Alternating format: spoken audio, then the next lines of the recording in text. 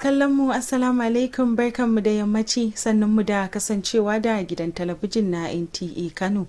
Ga cikakkun labaran tare da ni Rufaida Idris Gawuna. Ayyuka sun ci gaba da gudana kamar yadda aka saba bayan hutun kwana guda da gwamnatin tarayya ta bayar domin alhini da jimamin rasuwar tsohon shugaban kasa Muhammadu Buhari, wanda ya rasu a birnin London a ranar Lahadi. Murtala Abdullahi Hamza ya kai ziyara babbar sakatariyar gwamnatin tarayya da ke nan Kano, inda ya gano cewa ma'aikata sun koma bakin aikinsu, kana ayyukan yau da kullum sun dawo kamar yadda aka saba. Ga rahoton nasa. Gwamnatin tarayya ta ayyana Talata a matsayin hutu na ƙasa baki ɗaya domin alhini bisa rasuwar tsohon shugaban ƙasa Muhammadu Buhari, wanda ya rasu a birnin London a ranar Lahadi. Bayan kammala kwana ɗaya na alhini, an ci gaba da gudanar da aiki a cibiyar ma'aikatar tarayya da ke nan Kano, inda labaran NTA ya lura da dawowar ma'aikata zuwa ofis duk da cewa zukatansu na cike da alhini, suna tunawa da marigayi wanda aka saba kira da shugaban sojojin ƙasa baki ɗaya.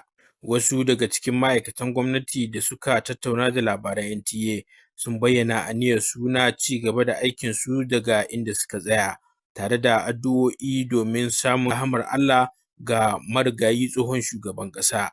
Aiki dai kan yau an dawo, yadda kake gani dai jama'a dai ko ta ina ana ta harƙalla kamar yadda aka saba, bisa ga ma'aikata daban-daban da suke nan Federal Secretariat. Kowa ya dawo akan aikinsa, kuma an ci gaba da aikin, hutu ya ƙare. A faɗin ƙasar an ci gaba da aiki kamar yadda aka saba a yau Laraba 16 ga watan Yulin 2025. Murtala Abdullahi Hamza, labaran NTA. An gaida Murtala Abdullahi Hamza. A wani mataki na ƙarfafa gaskiya da inganta gudunmawa a fannin ilimi, shugaban hukumar ilimin bai daya ta jihar Kano, Alhaji Yusuf Kabir, ya buƙaci duk masu ruwa da tsaki da su rika bin ƙa'idojin aiki tare da kiyaye dokokin gudanarwa. Ya yi wannan kira ne a yayin wani taron bita da aka shirya domin daƙile cin hanci da rashawa a harkokin gudanar da makarantun firamare a faɗin jihar. Hawa Muktar na da ci gaban rahoton. A jihar Kano an ƙara zaƙe damtse wajen inganta gaskiya da riƙon amana a ɓangaren ilimi. Hukumar kula da ilimin firamare ta jihar Kano wato SUBEB tare da haɗin gwiwar SM&Y Consult sun shirya taron kwanaki 2 domin wayar da kan manyan jami'an ilimi game da muhimmancin bin ƙa'idoji da gudanar da mulki na gaskiya. Yayin da yake jawabi ga mahalarta taron, shugaban hukumar SUBEB Alhaji Yusuf Kabir ya buƙaci shugabannin makarantu da sauran masu ruwa da tsaki da su rika bin doka da oda tare da kiyaye dokokin gudanarwa ayyukansu na yau da kullum. Bitar da za a ta kwana biyu zai taimaka mana ma'aikatan mu su fahimci shin menene wace irin rawa waɗannan agencies na security suke takawa, kamar da na faɗa.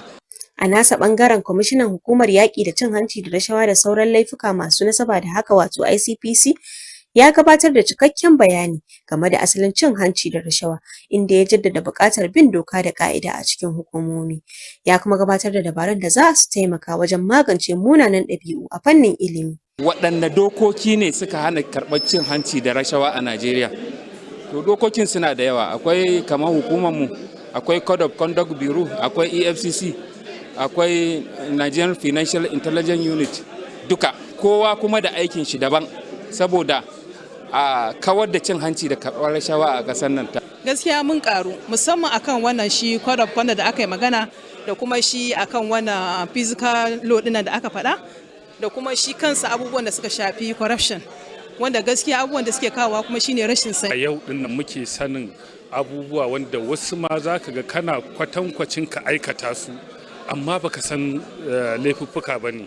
Mahalarta taron sun bayyana cewa wannan shiri ya zo a kan gaba kuma yana da matukar amfani. Sun ce irin wannan kokari yana taimakawa wajen gina ingantaccen tsarin shugabanci da tabbatar da ingantaccen aikace-aikace musamman a matakin farko na ilimi. An ɗauki wannan taro a matsayin wani muhimmin mataki wajen kyautata shugabanci da inganta harkar ilimi a jihar Kano. Hauwa Muktar a labaran NTA. A unguwanni daban-daban na Kano, wani sabon salo na ci gaban al'umma yana samun karbuwa wanda ke taimakawa wajen tantance wurare, sauƙaƙa hanyar ganewa da kuma ƙarfafa jin daɗin zamantakewa a cikin al'umma. Sanya sabbin allunan sunaye da aka tsara yadda ya kamata ba wai kawai yana inganta tsarin birni ba ne, har ila yau yana zama wata hanyar ilmantarwa, fahimtar muhalli da kuma haɓaka alhakin ɗan ƙasa. Hussaini Shehu Hussein na da ci gaba rahoton. Wannan shine Awwal Mus'ab ɗan shekaru 10 cikin annashuwa ke nuni da irin waɗannan alamomin gara unguwanni. Kamar Awwal Mus'ab da sauran takwarorinsa, irin waɗannan alamomi na da mahimmanci wajen bayyana iyakokin unguwanni, sannan kuma dama ce da ke ƙara ilmantarwa zuwa ga abubuwan da ke kewaye da ɗan adam. Misali inda unguwannin Gawuna da Tudun Wada ke farawa da karewa da dai sauransu. Yanayin mutane akwai wanda za a musu kwatance zuwa irin a ce ina ne unguwa kaza, to suna zuwa suka ga wannan signboard din, to in Allah ya saka iya gane cewa ga inda unguwar take. Mutane da yawa ba san unguwar da suke ba, sai ka zo cike form za a gane cewa wasu ba san unguwar da suke ba. Wani bai ma san mazaɓar da yake ba, amma dalilin wannan zai san wace irin ina yake ma. Ko titi kawo symbol ne yake educating ɗanka kilomita kaza, za ka yi kwana, za ka hau hills, za ka hau gangara, duka wannan is signboard. Alamomin wannan yankuna na wayar da kan jama'a kan lura da muhallansu ta hanyar tsaftacewa da bin ƙa'idojin gini. Hussein Shehu Hussein, labaran NTA. An gaida Hussein Shehu Hussein, yanzu kuma sai hutun takaitaccen lokaci, idan mun dawo labaran namu zai ɗora.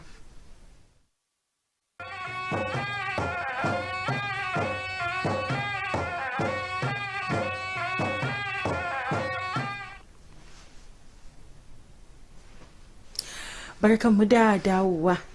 A cikin wannan zamani da ake samar da kaya cikin gaggawa ta hanyar sarrafa su a manyan masana'antu, wata tsohuwar sana'a tana sake dawowa da samun karbuwa sosai. A cikin wannan rahoton, wakiliyarmu ta yi duba kan yadda sana'ar kera takalma na hannu ke ƙara bunƙasa a faɗin jihar Kano, tare da samar da guraben aiki, tare da samar da guraben ayyuka ga matasa a cikin faɗin jihar. Ga rahoton nata. Sana'ar takalma na ƙara bunƙasa tare da samar da alfanu ga al'umma. Sana'ar, wacce ta zamto ɗaya daga cikin manyan sana'o'i da ke kawo kuɗaɗen shiga a cikin al'umma, ta zamo abin alfahari ga matasa. Takalman ana sarrafa su ta hanyar fata ko leda, inda matasa ke baje fasahar su ta zane har a fitar da samfurin takalmin da ake so. Ina yaro karami nake wannan sana'a, sai akwai da yawa wanda sun zo sun koya ta karkashin mu, kuma alhamdulillah suna nan suna zaman kansu, wasu ma sun yi aure da yawa kuma suna ci gaba da wannan sana'a, wasu kuma Allah ma sa sun ma ba wannan sana'a sun canja wata sana'a sun samu ci gaba. A kasuwar Kofar Wambai da ke nan Kano, sana'ar takalman, wacce ta kasance da daɗaɗɗiyar sana'a, ta zamto jigo ga ɗumbin al'umma a jihar, wanda ba iya maza ta tsaya ba. Mata da yawa na zuwa kasuwa don siyan kayan haɗawa domin gudanar da tasu fasahar domin dogaro da kai. Na koya a wurin wani a unguwarmu, ana ce mai Bayero. A wurin shi da ya ga ina jakunkuna sai ce mana aiko yana da kyau ki hada da takalma. Da na yi na kafata kowa ya gani, to ina dan nununawa aka ce ana so, shine yau ma Allah ya kani kasuwa na hada kaya, zan hada wani a gida. An buƙaci matasa da su zamo masu koyon sana'o'in hannu don su zamo masu dogaro da kai domin bunƙasa tattalin arzikin ƙasa. Rufaida Idris Gawuna a labaran NTA. Yanzu kuma sai labaran hada-hadar kasuwanci.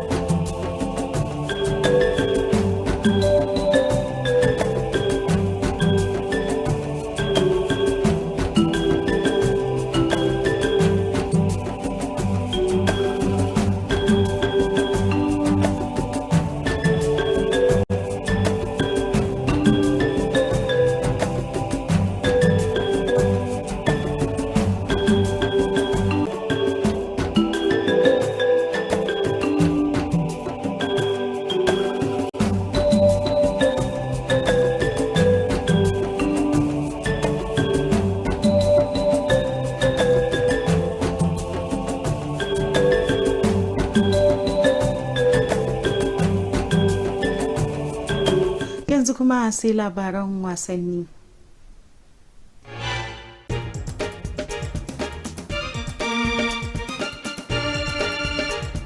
Ƙungiyar Manchester United na da niyyar ɗaukan ɗan wasan baya na Brighton, Fabrice Estupina.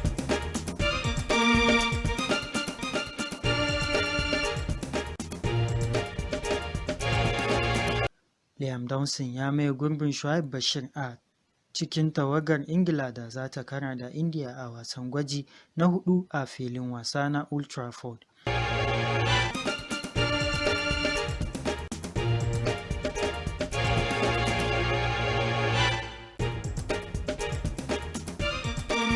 Namba 1 a duniya Yannick Sinner ya doke zakaran Wimbledon na baya Carlos Alcaraz a cikin wasanni 4 domin lashe kambunsa na farko a gasar Wimbledon.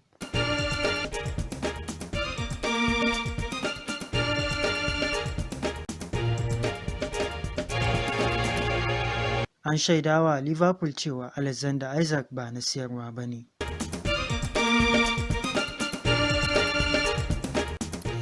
Domin sanin yadda hasashen masana yanayi ka iya kasancewa a gobe Alhamis ga wannan rahoton.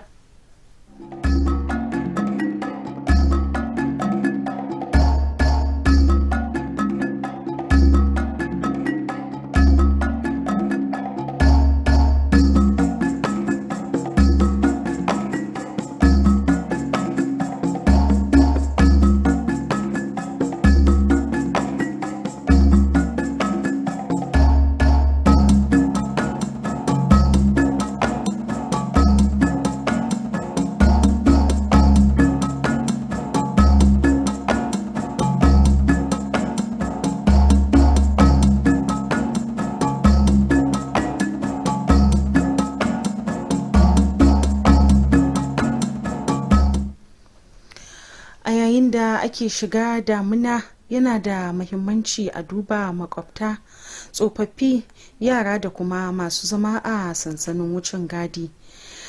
Haɗin kan al'umma na iya ceton rayuka a lokutan gaggawa.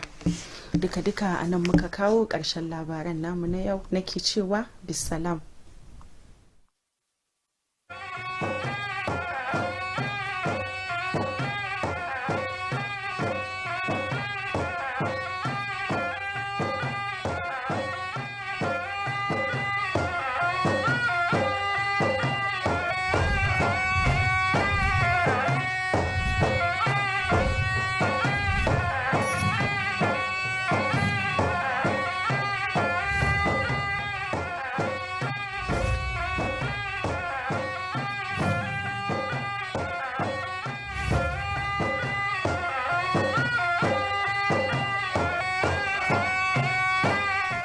Hello, a very good evening and thank you for joining us. This is NTA KANO News. I am Wani Mahmoud Talba. Work has resumed fully after a one-day public holiday declared by the federal government to mourn the passing of the former President Muhammad Buhari, who died in London on Sunday. Murtala Abdullahi Hamza, who visited the Federal Secretariat here in Kano, reports that workers have returned to their duties and normal activities have picked up as part of the mourning period. The statement reminds the public that national flags are to fly at half-mast. The federal government has declared Tuesday as public holiday as the day of national mourning following the death of former President Muhammadu Buhari, who passed away in London on Sunday. Following the one-day mourning period, normal activities have resumed at the Federal Secretariat, where NTA News observed workers returning to their duties, but with heavy heart, still mourning the death of the man once called the Commander-in-Chief. Some civil servants who spoke to NTA News expressed readiness to continue their tasks from where they left off. They also offered prayers for the peaceful repose of the former president's soul.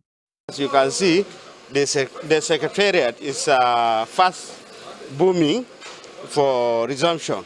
And I think most of the agencies and ministries here, most of them has resumed. Work have resumed fully, and everybody is going about their work, doing their job as it's supposed. Across the country, work has fully resumed today, Wednesday, July 16, 2025. In Kano, Murtala Abdullah Hamza, NTA News. In a bold move to promote integrity and transparency in the education sector, the executive chairman of the Kano State Universal Basic Education Board, Alhaji Yusuf Kabir, has called on stakeholders to strictly adhere to established rules and uphold the code of conduct. He made the call during a seminar focused on curbing corruption in primary school administration across the state. Hawa Mukhtar reports. In Kano State, efforts to promote transparency and accountability in the education sector are gaining momentum. The State Universal Basic Education Board, SUBEB, in collaboration with SM&Y Consult, has organized a two-day seminar aimed at sensitizing key stakeholders on ethical standard and good governance. Addressing participants at the seminar, the executive chairman of SUBEB, Alhaji Yusuf Kabir, urged stakeholders to strictly adhere to established rules and uphold the code of conduct in their daily operation. There is a clear indication that once they spend the 2 days, by the grace of God, they will comprehend the kind of roles that all these security agencies are expected to play in terms, especially delivery of basic education, managing of resources given to us.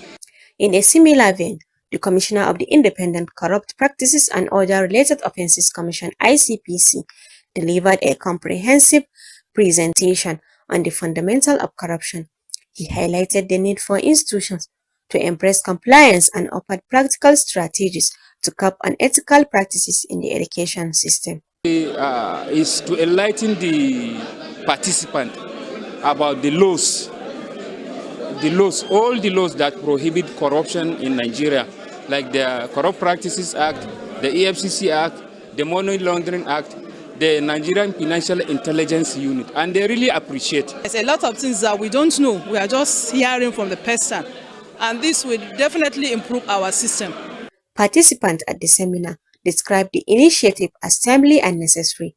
They noted that such efforts are critical in building institutional integrity and promoting effective service delivery at the grassroots level. The seminar is regarded as a significant step toward improving governance and enhancing the quality of education in Kano State. Hawa Mukhtar, NTA News. Across Kano's neighborhoods, a new wave of community development is taking shape, one that's helping to define spaces, improve navigation, and foster a deeper sense of identity. The installation of properly marked signboards is not just enhancing urban planning, it's also becoming a subtle yet powerful tool for education, orientation, and civic responsibility. 10-year-old Awal Musab smiling with pride as he points to a newly installed signboard at the edge of his neighborhood. For Awal and many children like him, the presence of proper community signboards goes beyond just marking territory. It has become a tool for education, identity, and orientation. These signboards are more than just metal on poles. They represent a systematic way of identifying boundaries between communities and localities. They help residents, delivery services, and emergency responders know exactly where they are. It is now easier to locate addresses. But more importantly, they help young minds develop easier sense of identity and place. If somebody want to visit to you, you are addressing to him direct to your area. Indicator. If any other person come to the area but he didn't know the name of the area or he didn't know where it's going to be located, then that symbol will assign him. Community members are also using these town planning efforts to raise awareness about environmental cleanliness, urban structure, and their role in achieving national development. In Kano, Hussein Shehu, Hussein, NTA News. You are watching the news on NTA Kano. We shall be back with more reports after this time out. Please stay with us.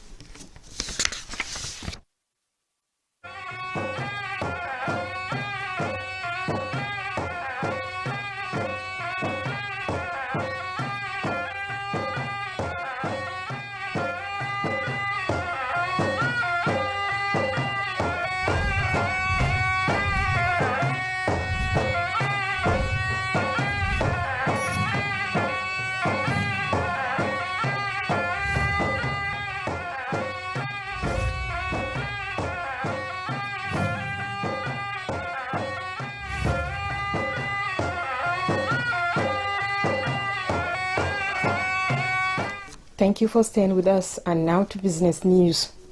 In a world dominated by fast fashion and mass production, one age-old craft is steadily walking back into the spotlight. In today's business report, Rufaidah Idris Gauna takes a closer look at how the handmade shoe business is booming across Kano State, creating jobs, preserving tradition, and inspiring a new wave of young entrepreneurs. Handmade shoes are making a strong comeback as more people seek quality, craftsmanship, and sustainability over mass-produced options. This shift reflects a growing desire for products with a personal touch. Unlike factory-made shoes, handmade footwear is crafted by skilled artisans using traditional techniques. Its touch, from cutting leather to sketching and polishing, is done by hand with care. I learned this work since I was a child. We have taught many children how to make shoes, and many of them are now independent. Some are even married. In Kano's Ofarwambai market, many youth have turned to shoemaking as a source of income. The trade is thriving, and even women are joining in, buying materials and learning the craft to become self-reliant. I learned this trade from my neighbor. I used to make bags then. He now advised me to start making shoes. When I made a shoe for myself and people saw it, they now started asking me to make the shoe for them. They are urging other young people to embrace skills and innovation as a path to independence and economic growth. In Kano, Rufaidah Idris Gauna, NTA News. Still on business news, here is the update.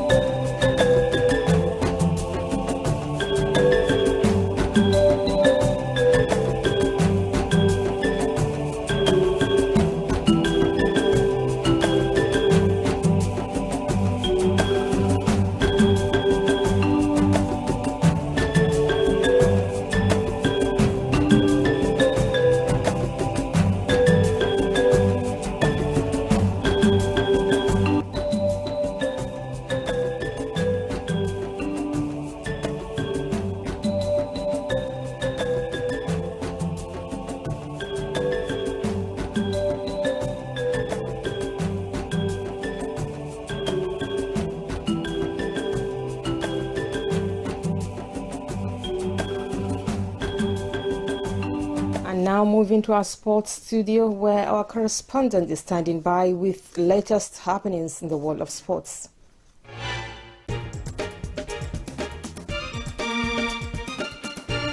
Manchester United are interested in signing Brighton left-back Parvis Estupiñán.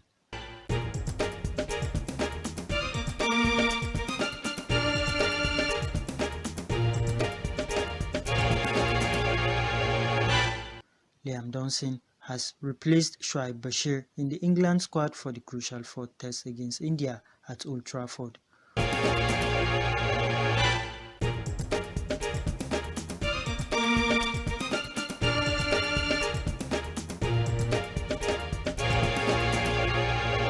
World number 1 Jannik Sinner dethroned two-time defending champion Carlos Alcaraz to claim his maiden Wimbledon title with a stylish 4-set win.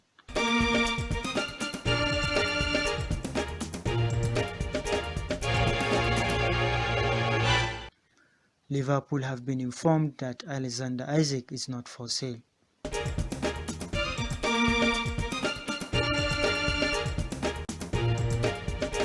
Next is weather prospects for Thursday, 17th July 2025 in Kano and other selected cities.